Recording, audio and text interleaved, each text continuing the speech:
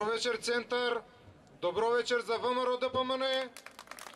Добро вечер за Социјалистичката партија. Добро вечер за ДОМ. Добро вечер за ДПСМ. Добро вечер за најголемата победничка коалиција.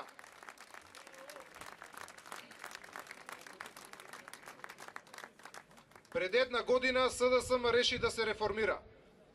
Се реформираа на тој начин што најпрви се избра нов лидер, Бранко Црвенковски.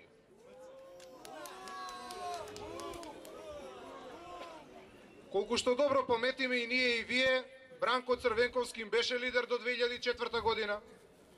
Понатака ни понудија нов премиер, Радмила Шекеринска. Тоа е истата она Радмила Шекеринска која што беше кандидат за премиери во 2008 година. СДСМ исто така кажува дека ќе се бори за да го врати достоинството на пензионерите. Кога тие се бореа да го враќаат достоинството на пензионерите, им ги намалија пензиите за 8%.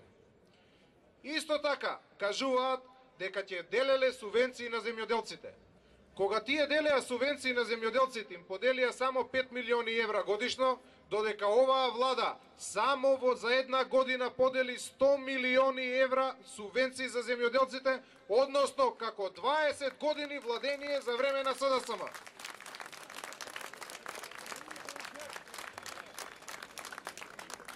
Почитувани граѓани на Центар, тоа се реформите кои што ги нуди СДСМ. Значи, тоа е она иста партија која што воопшто не е реформирана. Тоа е она партија која што затвори над 200 фабрики. Тоа е она иста партија која што беше гробар на македонската економија. Тоа е она иста партија која што отпушташе луѓе наместо да вработува. Ништо не е сменето во СДСМ. И затоа ние на 5 јуни ќе им кажеме едно големо не на тие антиреформисти и ќе гласаме да победат реформите и затоа заедно ќе го заокружиме бројот 5. Едно големо да за реформите.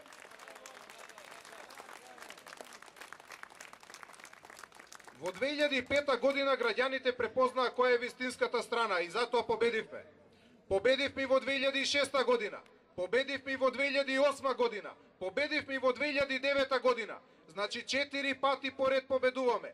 И затоа на 5 јуни сите заедно ќе го заокружиме бројот 5 и по 5 пат ќе победиме.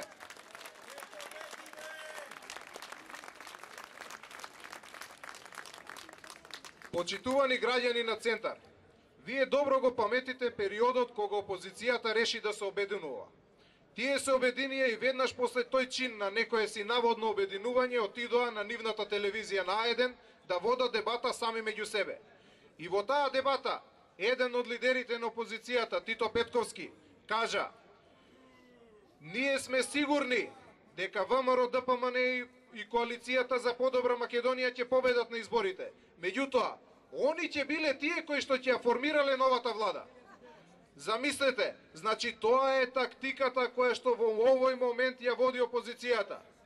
Тие се сигурни дека ние ќе победиме, меѓутоа исто така одат на таа варијанта дека тие ќе ја формираат новата влада во некоја си поширока коалиција. Тоа е она кое што го налага опозицијата.